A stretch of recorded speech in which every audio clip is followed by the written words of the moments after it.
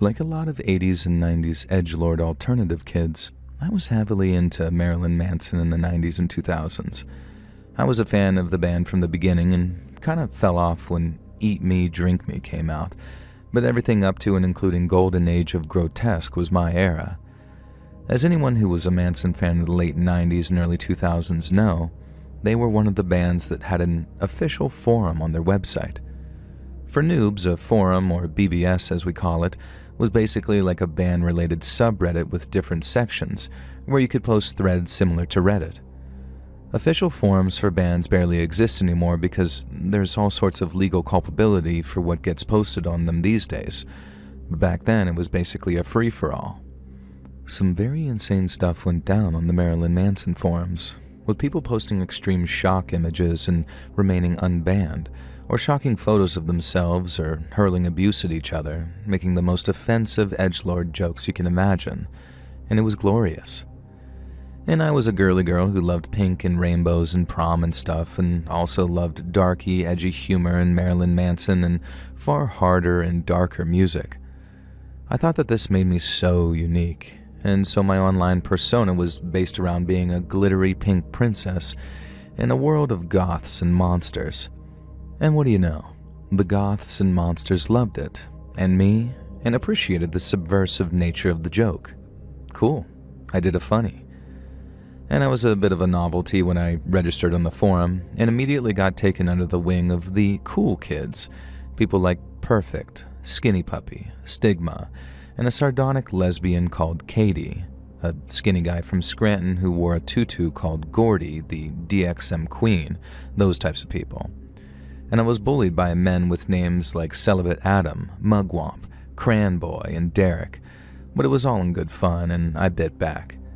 We all hated each other with loving affection, and to this day it was one of my favorite communities I've ever been a part of. I think it helped because 3 of the cool kids, Perfect, Skinny, and Katie, were actually kids I knew from school.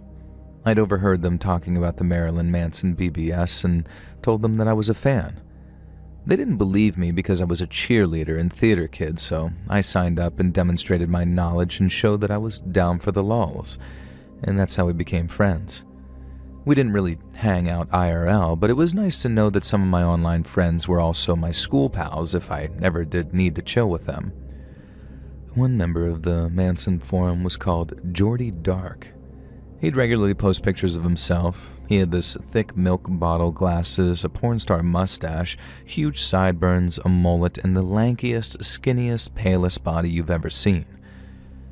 A very odd-looking fella, but kind of interesting. And we never really hung out, but he'd sometimes comment on my posts with things like, heh, or nice, or lol. And one day, Jordy sent me a private message asking when we were going to start chatting. I was down to chat with anyone, so I said, well, now is fine, and we began talking about music, of course.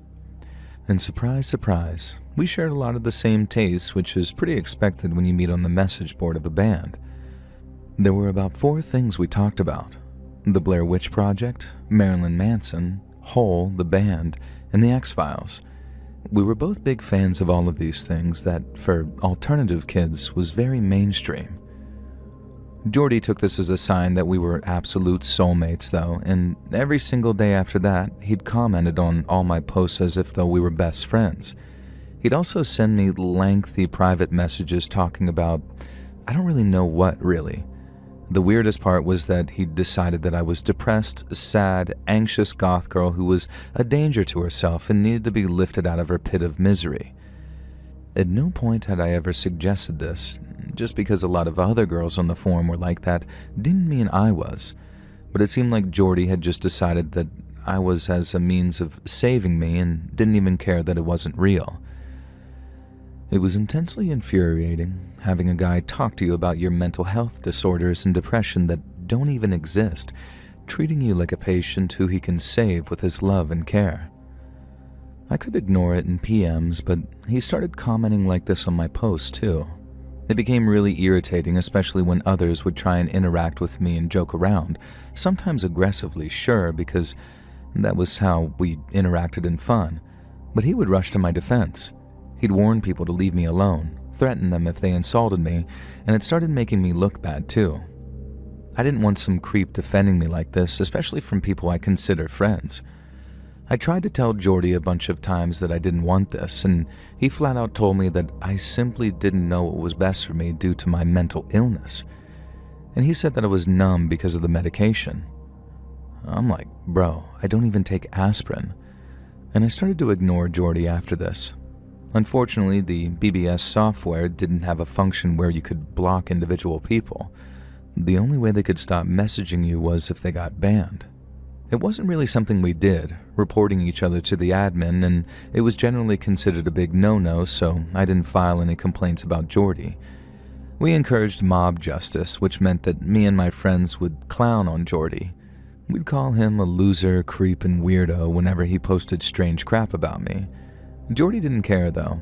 He'd just reply with a heh and continue posting his strange, poorly lit photos of himself where he looked like a 70s serial killer. In one of the last private messages Jordy sent me, he told me he forgave me for how my friends treated him. He said that he wouldn't let it get in the way of our life together and that one day he'd come and rescue me from these creeps. Like I said, I was in high school at this point, in my junior year. Perfect, Skinny, and Katie also went to my school and they were in their senior year, which is another reason that we didn't hang out in school really.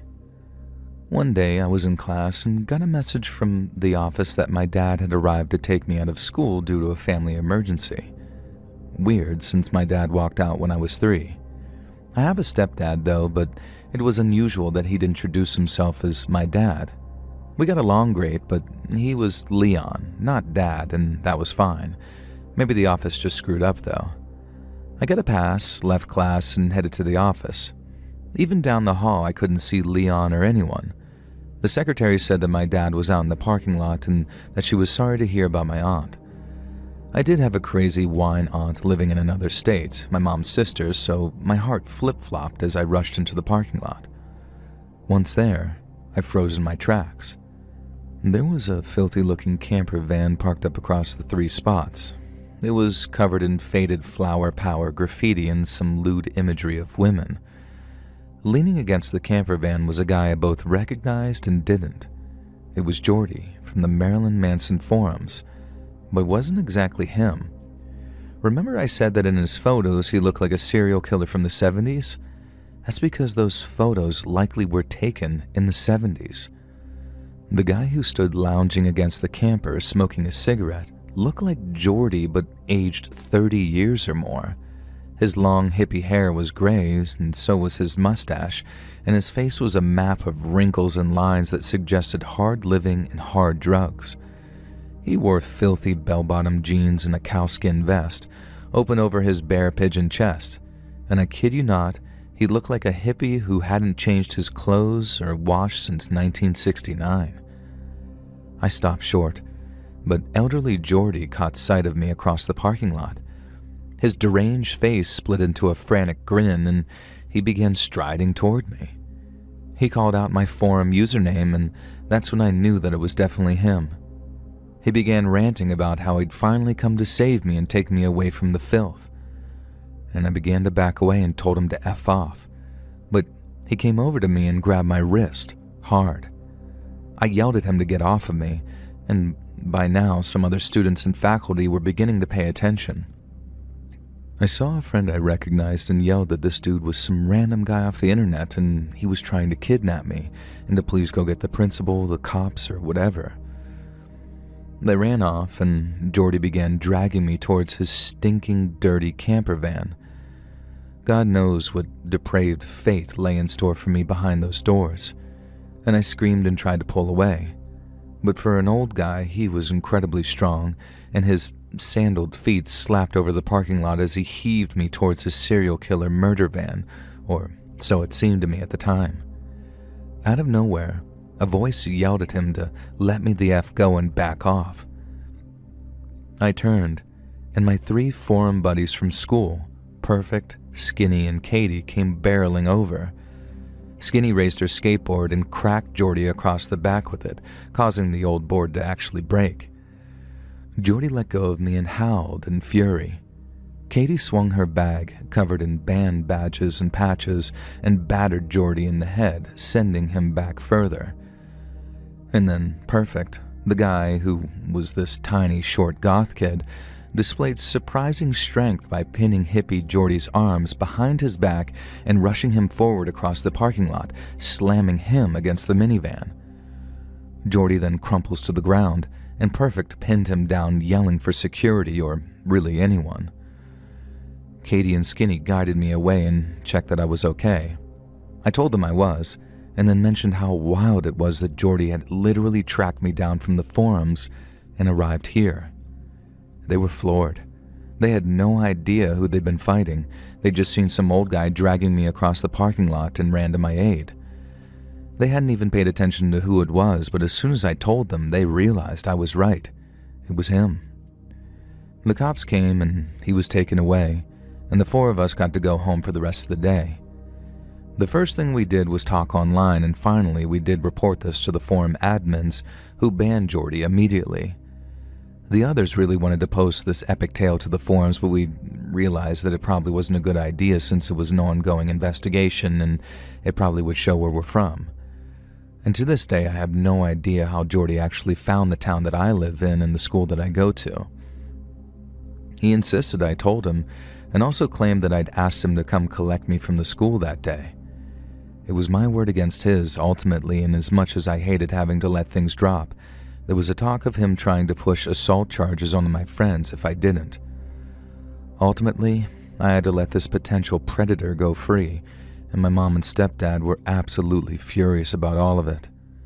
It kinda sucks knowing that Jordy didn't face any real repercussions for his actions, and I have to really hope that it was enough to snap him out of whatever kind of weird stupor he was in, and make sure he left teenage girls alone.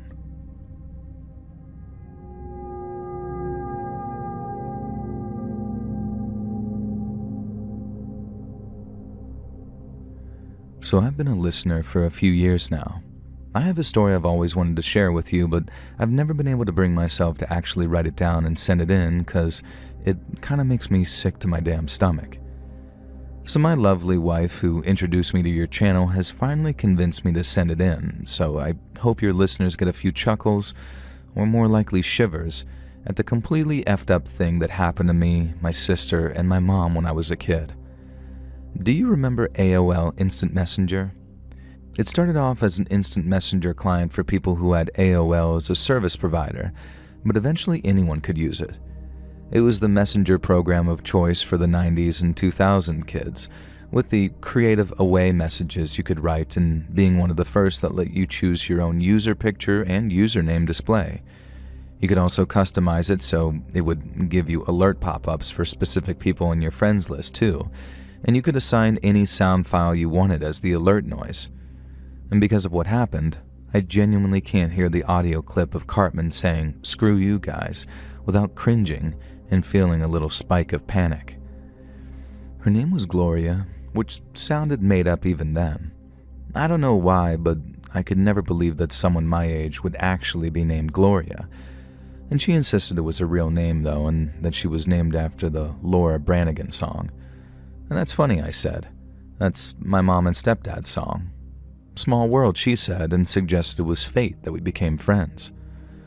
Gloria messaged me a lot, always after 9 p.m.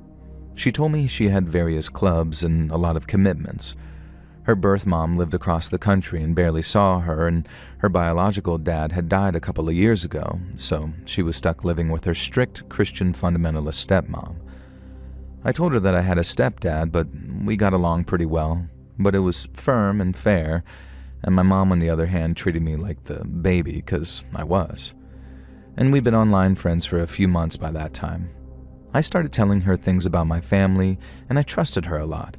She'd first added me on AIM, which let you find and add random people as part of a feature it had that would never exist these days.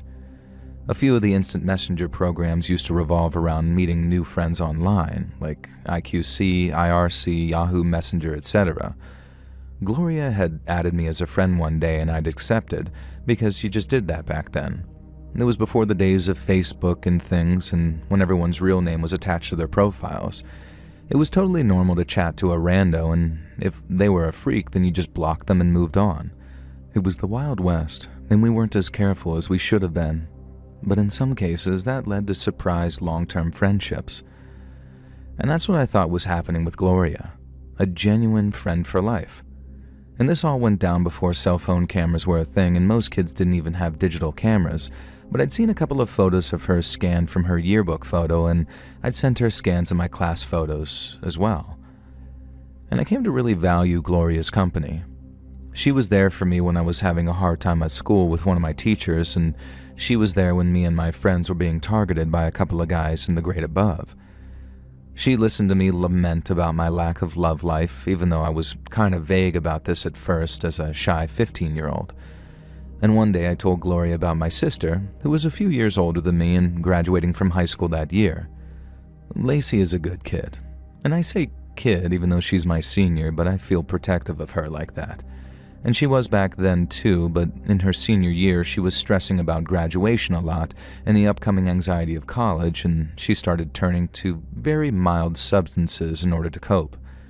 She was just taking something similar to Adderall and occasionally dabbled in prescription painkillers, but none of them were things that she was meant to be taking, and so I stressed and worried about her. As a 15-year-old, I felt it a bit lame to tell my 18-year-old sister that I loved and cared about her, so I told Gloria instead. After that, Gloria kept asking about Lacey a lot. I didn't like this. It made me a bit jealous as well as protective, and I guess Gloria picked up on that because she started to be extra nice to me. Love bombing, I think the kids call it these days. She'd ask me to hang out with her almost every night, playing Habbo Hotel and Club Penguin and various flash games. I started to develop a real strong bond with her, and I genuinely came to deeply value her company. I guess Gloria valued mine too, because one Friday in the November of my sophomore year of high school, Gloria told me that she'd fallen in love with me. I didn't really know what to say. I loved Gloria as a friend, and I didn't feel that way about her. We'd never met, for one thing. And instead of breaking her heart, I suggested that maybe we could talk on the phone. Gloria freaked out at this and actually blocked me for a hot minute, and I felt awful. I'd somehow offended her and had no idea why. Had she been able to tell that I didn't feel the same? A few days of feeling lousy went past, and then Screw You Guys played from my computer, that Cartman sound, and Gloria was online. And I felt a little nervous and a little panicky. We talked long into the night. Gloria spun a strange tale that didn't make a lot of sense, and I'm not going to bother repeating it because, spoiler, it was completely made up. Short version though, the idea of speaking on the phone terrified her, but she was down to actually meet in real life. She said she thought things could be a lot easier if we'd meet up and talk. This sounded like a terrible, dangerous idea to me, so naturally, as a 15-year-old boy, I agreed to it immediately. We decided to meet in a park near my house, and I asked her how she knew where I lived and how she could be there when she lived across the state, and she told me that there was something that she needed to confess to me, but I shouldn't be scared. She was still the same Gloria I knew and trusted. Obviously, I was very suspicious, but I'd known this girl for months. We'd shared everything. We were close friends. Even if she had a dark secret, I could look past it. Maybe she was a friend from school who was too shy to admit who she was. Maybe she was a dude. Honestly, I would have been fine with Gloria being a boy my age. Maybe he had gender confusion issues or something, but what I didn't really consider was the possibility that it was worse, and then worse again. I showed up to the park a bit early. The sun was just beginning to set, and I started to realize that even though we'd picked a public place to meet, the time and area of the park meant that nobody else was really around. It was a small parking lot and abandoned store on the edge of the park with a couple of benches I could wait on. And I sat there, and eventually a car pulled into the parking lot, windows down, blasting "Thy Unveiling" by Insane Clown Posse from the open windows. I remember this vividly because I'd been hella into that band and that CD in particular when I was in middle school. This was a few years later, and I'd stopped listening to the album, but someone who knew me and was trying to impress me, but hadn't really paid close attention for the last few years, could feasibly play it to win me over. It wasn't just the song that caused my mind to go there. I also recognized the car. It was the car I'd ridden to school many times a few years ago, listening to that very CD and refusing to enter into conversation with the man in the driver's seat, my stepdad, Mom's then new husband, Carl. Carl pulled the car to a stop, climbed out and walked over to me, Insane Clown Posse still blaring from the stereo. I cringed. It was obvious what had happened. Carl had found out that I was meeting Gloria, a stranger from the internet, and had decided to intercept me. How did he know? Did Mom and Carl have some kind of parental lock or monitoring on the computer? Carl sat down next to me, and the truth was way more horrifying. Carl was Gloria. It had started out as a way to keep an eye on me and what I was getting up to online, and then he started enjoying being Gloria. He began digging his double life. I didn't want to believe it at first, but he was able to perfectly recount every interaction I'd had with Gloria. It was way more direct than if he'd read our chat logs or monitored our conversations. Only the other conversation participant could be this aware. At first, I was mad that my stepdad was keeping an eye on me. Then I remembered the event that had led to all of this. He, Gloria, said he was in love with me. I asked Carl what in God's name had caused him to say that. And Carl looked sheepish and almost shy, and then his face started to turn red. And in that moment, Carl changed. He'd always been kind of a pushover. I never really respected him because I thought he was less of a man than my dad had been, and he let my mom push him around too. He certainly wasn't an abusive, cruel, or strict stepdad, but how he physically grabbed me by the collar, dragged me towards him, and hissed in my ear. He said if I told anyone what he'd said or done as Gloria, then he would ruin my sister's life. I felt a cold, sick feeling in my stomach. I'd told Gloria all about Lacey's struggles. I didn't think it mattered because I thought Gloria was a kid my age on the internet who lived on the other side of the country. But no, she was my damn stepdad, and now my stepdad had about 1 million pieces of damning info about his stepdaughter Lacey. We rode home. ICP was still playing and it drove me nuts, and eventually I asked Carl what I could do to keep the peace and make sure that he left Stacy alone. And I was feeling sick and terrified. I'd lost my best friend Gloria and, worse, found out that she'd never even been real. But I'd also screwed my sister over in the process and found out that the stepdad, who I'd always considered a non-entity, was a complete creepo. Carl said he wanted to keep up the facade, that I had to continue talking to him as Gloria, pretending he was a 15-year-old girl whenever we spoke online. And something about this chilled me to my absolute core. He'd already confessed his love to me. What did he mean by keeping up the facade? How far was he expecting me to go with Gloria? And at first I really tried, for Lacey's sake. Carl kept up his persona of Gloria almost perfectly, just letting it slip enough to 100% prove to me it was in fact him. Comments like, "see you at dinner," that could have looked innocuous to anyone reading the chat logs, or a vague reference to something he'd said in person. There was no doubt that he was Gloria, but for the most part he kept up the pretense of being my 15-year-old female internet friend, a very affectionate friend. I don't really want to talk about that part, and thankfully it could have been a lot worse. But Carl Gloria definitely did start trying to push things further with me, and that's when I broke. I couldn't take it anymore. I confessed it all to Lacey one night when we were alone in the house. I expected her to be furious at me and to kick my ass, but she was totally chill and understanding. She explained gently to me that her drug problem was extremely minor recreational use and she hadn't taken anything in months, so even if Carl did try to expose her, there was really nothing to expose. She said it was very sweet that I was so worried about her, but kind of laughed at me for being overly cautious and neurotic and really sensible. And that was great news though, because it meant that I didn't have to tolerate Carl anymore. And that night, Lacey and I assessed his computer. His password was our mom's date of birth, and found chat logs between Gloria and a whole bunch of other kids online.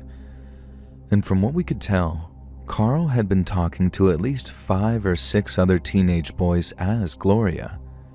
He'd never taken things irreparably far yet, but there was at least one conversation where he was beginning to try and encourage this one richer kid to use his allowance to buy a digital camera and send him revealing photos. We printed everything out that night before Carl could cover his tracks and then showed it to our mother. She obviously was horrified, and the next day, Carl was gone. Mom handled everything. I know law enforcement were involved, and I don't know if at the time laws allowed for Carl to be monitored for catfishing, as back in the early 2000s online laws were obviously pretty patchy. And Carl died in the mid-2010s, alone and single, thankfully. I kept an eye on him all these years because I promised myself that I'd never allow him to actually hurt a kid. I can't be sure that I succeeded, but it seems like he kept his head down until his death, so I feel like I did my job as best I could till he passed away of cancer. These days, it's very easy to verify who you're talking to, but as for us 2000s kids, things were different. I know plenty of friends my age who have had similar unpleasant experiences with adult strangers online, and my advice is not to suffer in silence. Talk about it. It really helps. Trust me.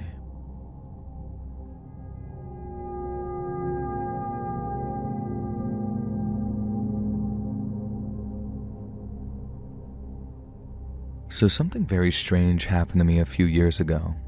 Because I can't tell it without giving away some identifiable information, I can't say exactly where it happened, but it was a major US city. I don't think I'm in any danger from telling this story, I just have a very good reason to be cautious. I've been furloughed during the 2020 pandemic, and my stimulus check was starting to run out. I'd split up with my boyfriend because living together in lockdown had revealed that he was a massive Jordan Peterson guy, and before I blocked him on Facebook, I think he was getting into QAnon. So I was starting to get worried about money. I'd got into a routine of waking up and making some black coffee and then checking all the job listing sites for remote work. When nothing turned up, I'd usually hit one of the few gyms that were still open. Working out made me feel like that I still had some control over my body. And that day was different though, because before I could open my crossword app, I saw a Facebook message about an exciting new job opportunity with flexible hours and daily earnings up to $1,000. It was a multi-level marketing scheme to sell overpriced makeup. I blocked and reported them for scams and thought that that would be the end of it. There was a new girl at the gym that day, but she seemed to be more interested in her phone than working out, probably trying to choose the right selfies to post. I tried to ignore her and worked on my arms. After showering and changing into a strappy top and leggings, I went to the nearby Starbucks for a frappe. There were some more scam messages, which I didn't even bother reading this time before blocking them, and there must have been about 5 different accounts, all with the same kinds of messages and the same profile photo of a woman in her 30s with lip fillers and pretty good eye makeup. It was about this point when I realized that she was in the coffee shop, only about 3 tables away. I froze. I went to that gym almost every day. I was in the Starbucks nearly as often, and she had to have seen me here, probably got my name from them calling out for my drink orders and guessed the rest on Facebook. And this was no coincidence. Another terrible thought struck me. I googled the makeup brand, 0 results. And that kind of company is almost built on search engine optimization. There was no way that it would have had a digital footprint.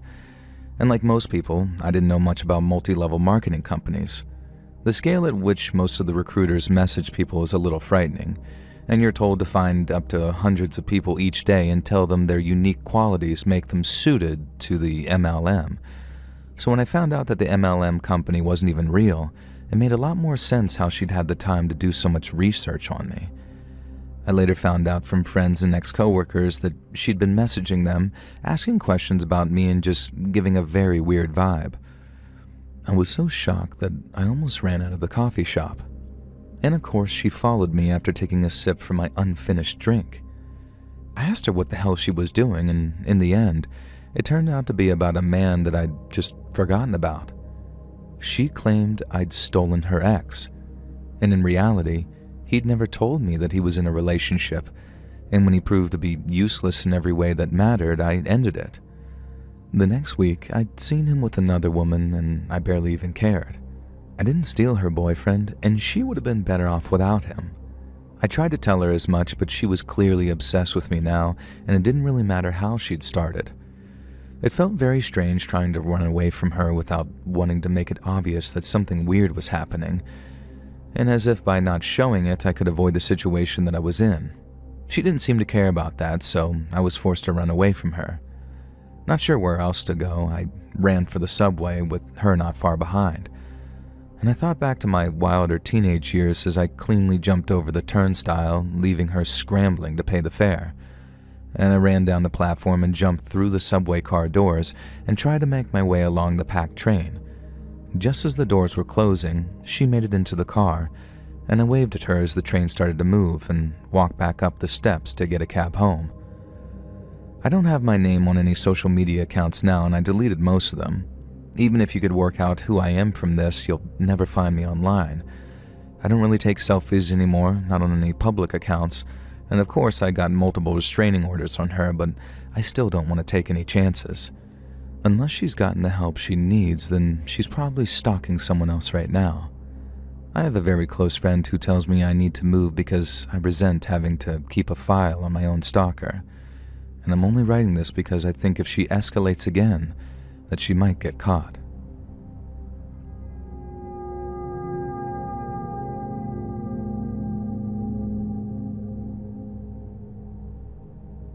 I'm from Old Blighty, and I've got a proper corker of a yarn to share with you today, old chap. Just kidding, we don't actually talk like that, but that was the first message I received from the girl that I'll call Handcuffs. She said that she'd seen my MySpace and liked my photography and thought it was funny that I came from Old Blighty. She was fascinated by British slang and British culture and kept making weird British jokes to me, calling me old chap and that kind of stuff. And I found it pretty enduring that a hot alternative Californian chick was impressed by my Britishness, and I figured the rumor was true, that American chicks dig British guys despite our awful teeth and love of bland cuisine. And I was even more impressed when Handcuffs told me the site that she'd worked for. You can't actually say the name on YouTube, but let's just say that it's a modeling site that still exists to this day, which could be known as Unalive Lasses, if you catch my drift. And you probably get it by now. Handcuffs told me that she was an unalive lass, and sent some photos that did indeed suggest that she was such.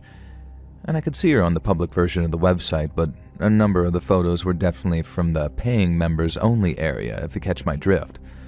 And of course, it didn't really occur to my dumb hormone-fueled self that someone could have just subscribed to the site to save those photos and send them to me. The inclusion of some candid personal photos sealed the deal for me, and again, stupid as I am, I didn't really consider that whoever Handcuffs really was, they could have just found other photos of this unalive lass who was a public figure.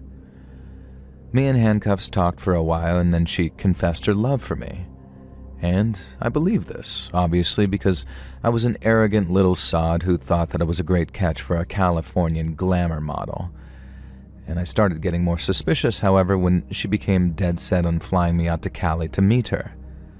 And that seemed too good to be true, but hey, what's the worst that could happen? A free trip to California? Then she said that because of the way the exchange rate works, she could only buy a ticket from the UK to California using GBP, and her bank account didn't allow her to exchange dollars for pounds. Therefore, I'd have to send her the ticket price in pounds, and she'd send it back in dollars. And she knew my bank account would automatically convert it because Lloyd's Bank did that apparently. Why a Californian unalive lass was supposed to have insight into the functions of Lloyd's Bank is something I'll never know, but hey, at least it was a good tell that started to open my eyes. I asked her if she could possibly send the money first because I was a little strapped for cash after getting my Peugeot modded. At first she said that was fine and even claimed that she'd done an international transfer, so I should send the money over in the meantime and her transfer would appear in my account later. Yeah, no thanks. I told her I'd have to wait until her transfer came through, and she started ranting about how I didn't really love her and how I wasn't gonna get some.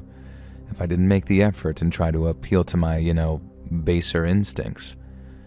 And as much as I wanted to believe that I'd be sinking into the bed of an unalive lass, I also wanted to believe that I'd have money to live, so I told her that I genuinely could not send the money back until I had it. Of course, no money showed up, and then she surprised me by saying it was fine. She'd managed to buy the ticket anyway, so I didn't need to worry about the money. I asked her if the plane tickets would be arriving at my house, and she said no. She hadn't been able to arrange that, so I'd have to pick them up from the airport on the day of the flight. I told her that I'd prefer to have the ticket in hand before driving all the way down to Heathrow, or at the very least, could she email me the receipt for the ticket so I knew everything was kosher? And again, she flipped out at this, screaming over instant messenger and hurling some of the worst written abuse I think I'd ever seen in my life. Hell, at this point I didn't even care if she was genuine, Californian hot girl or not. Never stick your head in crazy, as they say. And so I told her to have a nice life, blocked her, and moved on thinking that I was no worse for wear. I did kind of miss her, or miss the things that I'd imagined getting up to with her, but it was whatever. And a few days later, I was strolling through town with a couple of the boys when I heard a female voice yelling my name with some absolute venom. I turned to look, and an ex-girlfriend from year 8 came bounding across the high street. Lucy was a large Wiccan girl who had been a smaller, quiet girl when we dated. We just kind of drifted apart after just a few weeks, simply not vibing, and I'd never even thought about her since. We were in 6th form college now, and I saw her around at times, often being quite loud and mouthy, and was always glad that I dodged a bullet with that one. And now she was storming over to me, swinging her big woolen black bag, pentagrams jangling around her neck, mascara smeared around her eyes. And she came up to me and jabbed me in the chest with a porky finger, hollering at me that I had no idea what I'd missed out on, and that I'd regret not paying her what I owed her for the heartbreak. She began screeching that she was going to put a spell on me and my friends, and that my genitals would fall off. Then she mentioned a few things that only Handcuffs would know, and that's when I realized. Handcuffs was Lucy, my weird Wiccan ex-girlfriend from year 8, and I'd been successfully and decisively catfished by this crazy bitch. My mates would give me the ribbing of a lifetime about this later, but right now Lucy seemed genuinely unhinged and dangerous.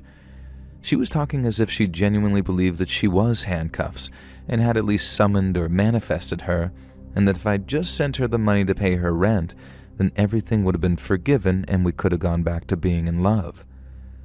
I asked her what needed forgiving, and she said the fact that I broke up with her. In year 8, lady, like 5 years ago, and we just drifted apart, so I yelled at her, and it absolutely broke her brain. Lucy full-blown leaped on me, slamming me to the floor, and I felt my head hit the side of a granite bench as I fell, and blood began to trickle from my skull. And on top of that, I could feel tiny, sharp pains in my chest as she began to stab me over and over repeatedly with a safety pin. It was more annoying than agonizing, and coupled with the crack in my skull, things were starting to feel very serious. I felt my friends dragging Lucy off me, and the next thing I knew, I was waking up in a hospital. Lucy had accidentally fractured my damn skull when she'd pushed me, and I had a massive bleed on my brain. My chest was also really sore from being stabbed by a damn safety pin, and my parents told me that Lucy was absolutely mortified about nearly killing me. Lucy's parents were insisting that she went into a voluntary rehab stint. Apparently, she'd been pretty heavy into drugs and alcohol, and this was a wake-up call for her. And it was up to me if I pressed charges, and ultimately, I decided not to. But that is the story of how I got catfished, stalked, and almost killed by a fake unalive lass who almost unalived me. For a bit of a happy ending, Lucy went through a stint at rehab and got better.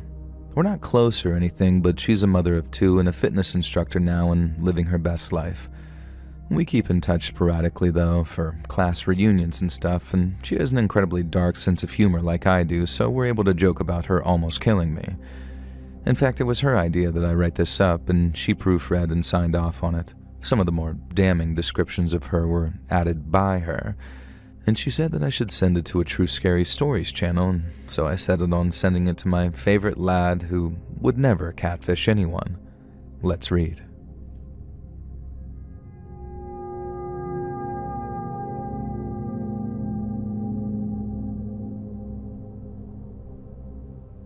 So I've been a listener for a long time, and I've come into your live streams sometimes, and I'm ashamed to say that I've left a few comments laughing at some of the submitting authors for being idiots. I've always felt a bit guilty about it because deep down I know that I'm just projecting. As about 8 years ago, I got myself into a situation with a weird internet creeper, and I know it really was my own doing. I guess it's easier to take out my frustrations on others than admit fault. My friend Allison warned me about this guy named Jeff. And yeah, it was my own stupid fault. I admit that up front. And Allison told me, "Hey Shan, I met this guy on such and such Facebook group, and he started being all weird and intense with me." And she told me he was into swords and horror and all sorts of edgelord things. She told me that Jeff had mentioned me a few times and that he thought I was interesting. She said she thought he'd been trying to hit me up next. And she was right, he did. And my bored, stupid self, against my better judgment, allowed him to strike up a conversation with me.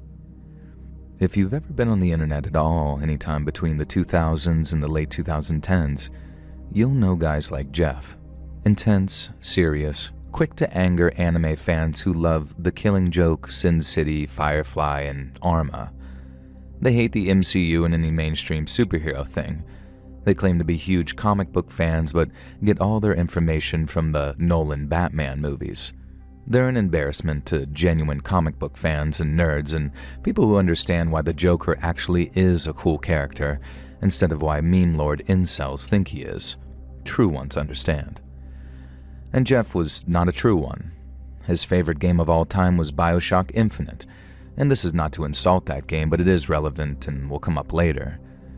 And when Jeff started talking to me, it wasn't actually as bad as I expected. He was surprisingly fairly interesting. He had a rudimentary interest in the same things I did, the same comics, movies, anime, and video games. And at first, the cracks didn't show. But then the more he talked about these things, the clearer it became that he was getting all his information from probably Wikipedia or a handful of movie adaptations. He'd make definitive, sweeping statements about media that was just completely wrong or misinformed. For example, he went on about how Batman was his favorite superhero because all of his rogue gallery was totally grounded and normal, nothing weird or comic booky. And this was only true in the movie adaptations, but to an OG Batman comics fan, it's a ridiculous thing to say. I made the mistake of pointing this out to him, and he got super mad and started yelling at me that the comics didn't really count, Weird. Now, I only knew Jeff online, thank God, but every time I'd come online, I'd find lengthy messages from him. After just a week of knowing him, he'd write elaborate essays about how close we were and how much I meant to him and how grateful he was to know someone like me. We had known each other for probably a week at that point. The close friendship he'd imagined in his head soon seemed to sway towards the suggestion of a relationship.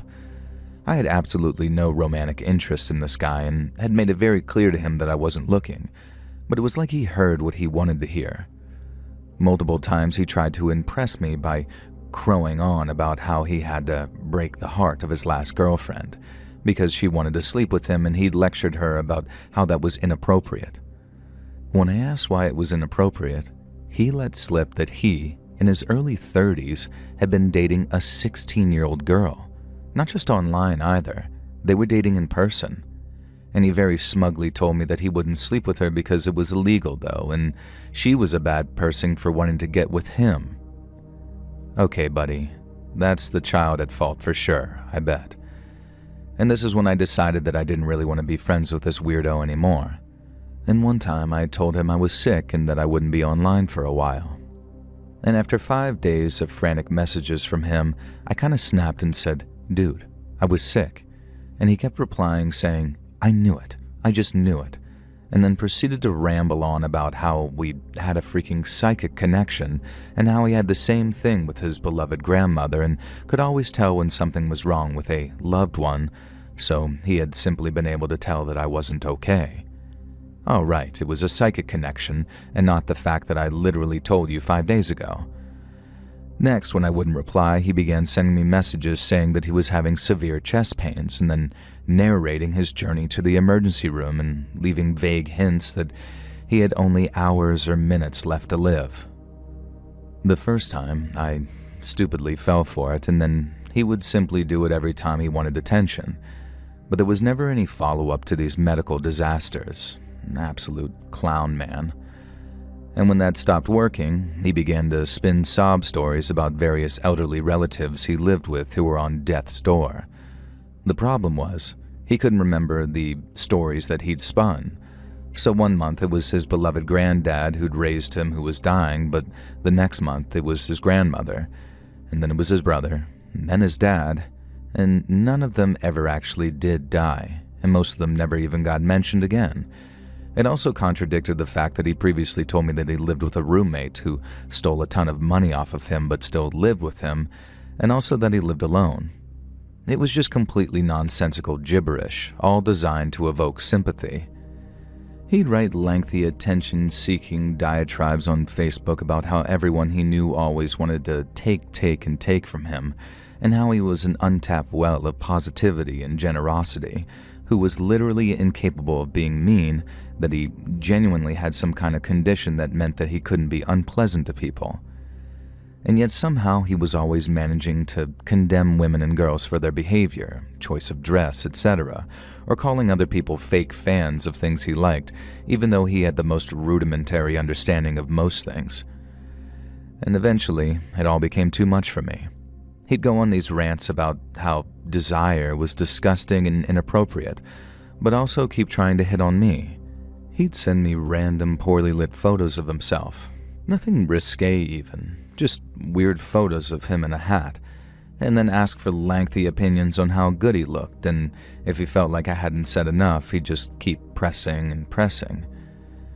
Now again, let me stress that I met this guy online for about 6 weeks, and in the end, I told him that things were way too intense for me, and that while I'd be happy to try a friendship with him, we just didn't have the same kind of relationship where we were actually close BFFs or more like he seemed to keep insisting. This was of course my fault, and he lost it with me, getting ragey and angry at the fact that I'd said that I was willing to be his friend. Now why would I say that if I wasn't? I tried to explain to him that being someone's friend doesn't involve constant trauma-dumping, attention-seeking, and claims of psychic bonds. But he was having none of it. He started swearing and cursing at me, so I blocked him. Later, he messaged me on Steam apologizing for what he was about to do. It wasn't clear whether he was going to do something to himself or to me. I wasn't too concerned about the latter, though. We lived in totally different countries, and he was far too broke to fly here and do anything to me.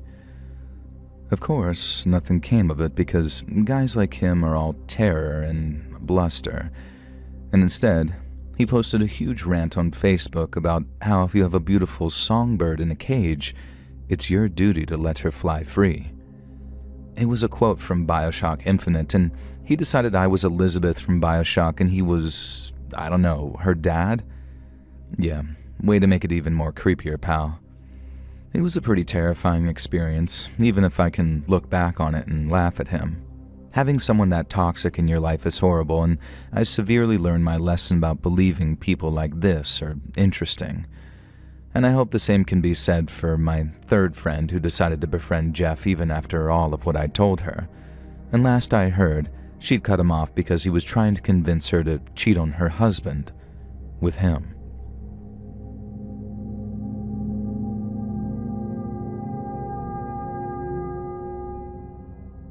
When I was much younger, I used to hang out on various internet forums.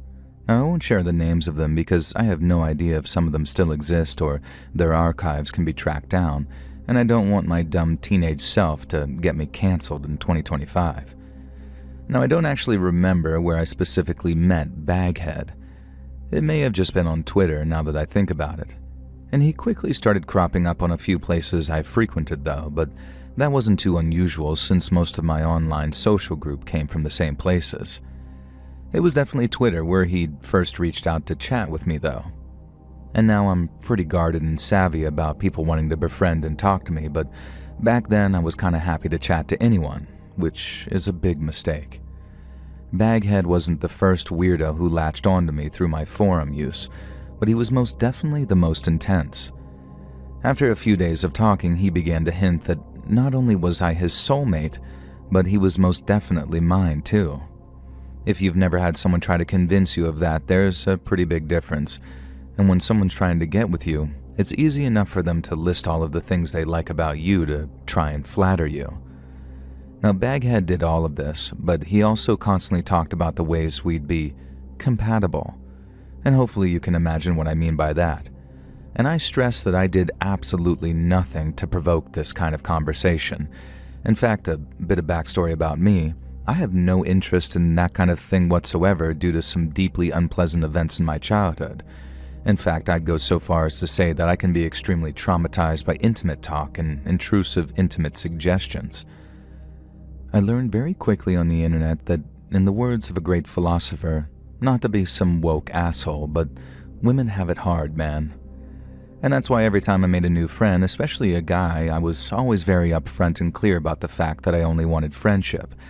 Actively wasn't interested in romance or more, and simply wasn't wired that way. And I wouldn't become friends with a guy until I was sure that he understood this.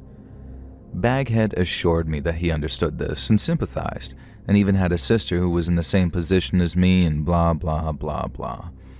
I'm not sure I ever really fell for it, but you can still see why that it was a bit of a shock when, after a week, he sent me a lengthy confession admitting his love for me.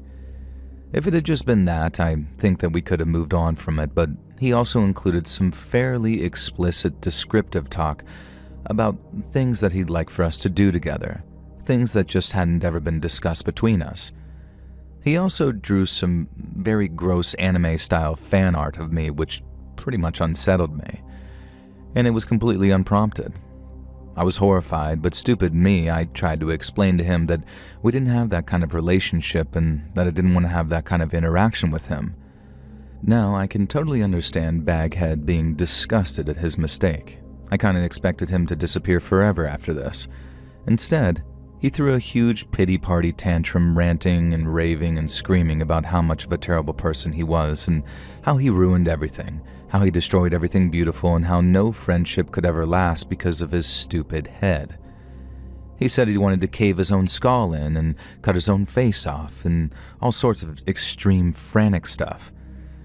At the time, I was young and dumb and naive, like I said, and didn't realize that this was an emotionally abusive attention-seeking technique. So my stupid ass was genuinely concerned for Baghead. Naturally, I went out of my way to reassure him that it was okay, that he hadn't screwed anything up, and that I'd still be his friend. I told him I didn't really appreciate the weird fanfic about me, but I hadn't clicked on it, so it was no big deal. Baghead calmed down but started sending me photos of himself, clearly not wearing a shirt and asking what I thought of his face and hair. And he had long, messy hair and was clearly proud of it, and beyond that, he was just a normal, stocky dude. Not bad looking, but like I said, I'm not wired that way. And I told him he looked good though, trying to just be nice, and that was clearly a mistake. He kept sending me more and more photos, mirror selfies that showed off more and more of his pasty chest. And it ended with half of our conversations just involving him spamming me with selfies and asking what I thought of his face and hair. And what was I supposed to keep saying? Eventually, I told him it was getting a bit much and that I didn't really know what to say in response to all the identical selfies that were getting more and more bathroom-focused. And I very gently suggested that I'd prefer that he would wear a shirt in them, you know? And this led to another absolutely terrifying meltdown. This time he sent me messages and posted tweets talking about how he should cut his heart out of his chest, carve loser into his flesh, cut his hands and arms off, and then finally cut his face off again. This time, I wasn't quite as intimidated by it because he'd made these threats before and never so much as even slapped himself on the cheek. But it's still pretty horrible to hear an adult male screaming about how disgusting he is in voice notes, especially when you know that the implication is that you made him feel that way. Once again, it fell to me to try and make him feel better and assure him that it was fine. He hadn't ruined our friendship and all that stuff. And he acted really sad and volatile for a day or two, and I was starting to worry that maybe he actually would do some harm to himself. And that's when he messaged me with a request that would make him feel better. His self-confidence was at an all-time low, he said, and the only way he saw himself getting out of it was if a female friend could give him a confidence boost and tell him that his unclothed body was attractive. Yeah, he was asking to send that kind of photos so I would say that he looks good to help his mental health. And this was too much for me. I told him that I would prefer that he didn't do that and that it's something that he should save for a future partner. And then I just hit offline for the next few days. Now, during this time, he had an absolute meltdown on social media, making vague references to how his toxic self had ruined yet another friendship, and how he was a negative and cancerous presence in other people's lives, etc. All very intense, scary stuff for a young woman like myself. And I ignored it and pretended that I didn't see it. And after a few days, he sent me an offline message asking if I was okay and if he'd done anything wrong. Not wanting to get into drama, I told him that he hadn't, and I was just going through some really difficult PTSD things.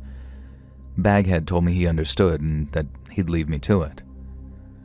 The next day, I received an email from Baghead, and I expected some kind of drama or hand-wringing, but instead it was a video file and a single sentence that said, "To cheer you up."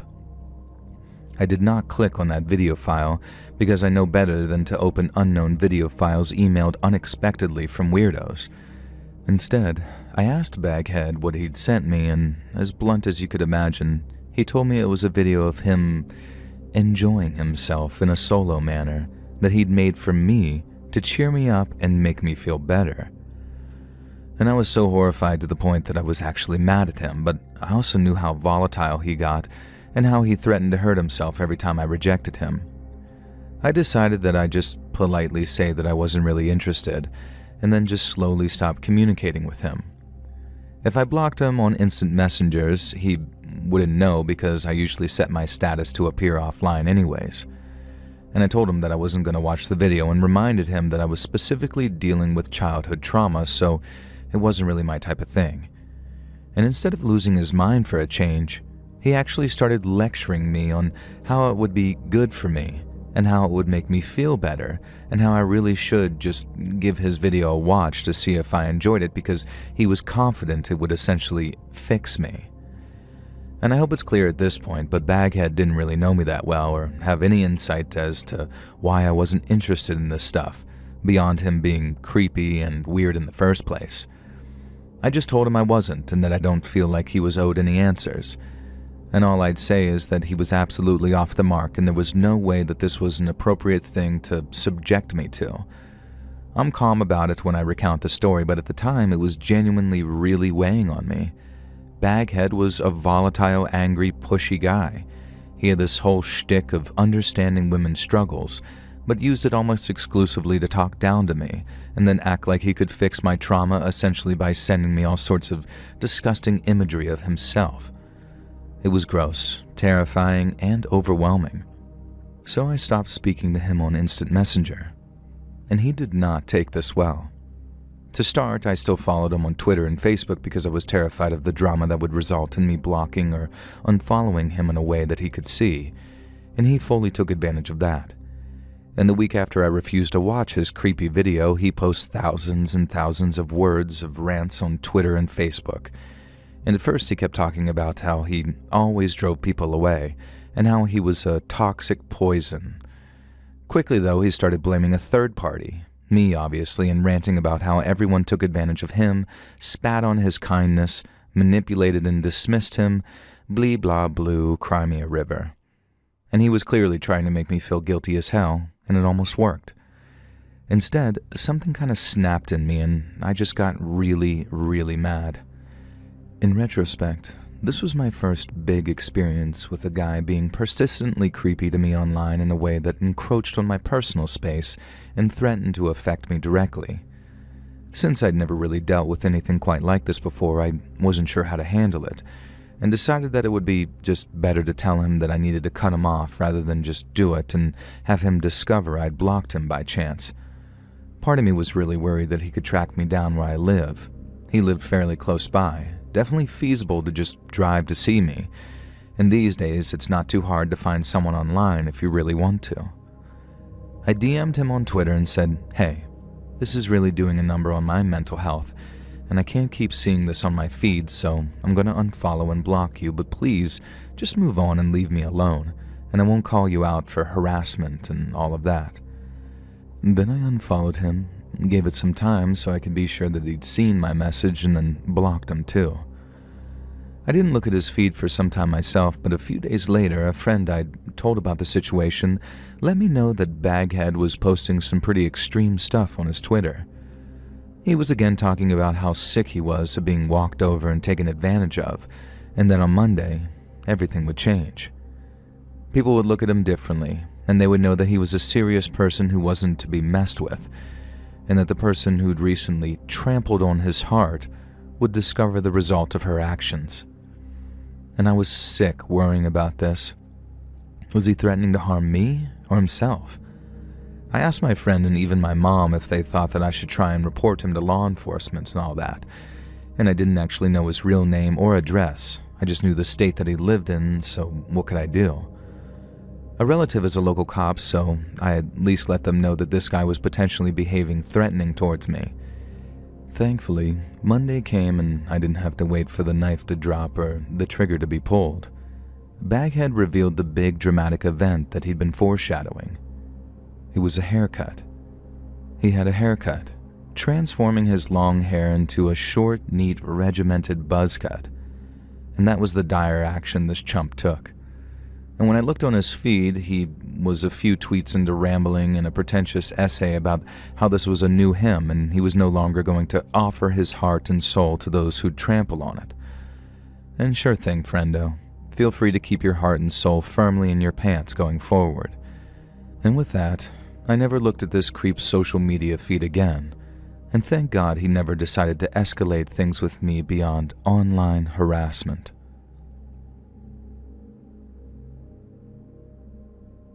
Hey friends, thanks for listening. Click that notification bell to be alerted of all future narrations. I release new videos every Monday and Thursday at 9 p.m. EST, and there are super fun live streams every Sunday and Wednesday night. If you got a story, be sure to submit them over at my email, letsreadsubmissions@gmail.com, and you might even hear your story featured on the next video. And if you want to support me even more, grab early access to all future narrations and bonus content over on Patreon, or click that big join button to hear about the extra perks for members of the channel. And check out the Let's Read podcast, where you can hear all of these stories in big compilations located anywhere you listen to podcasts. And I also have a true crime channel called Saturn Soul. All links in the description below. Thanks so much, friends. And remember, 28 inches is coming for you later.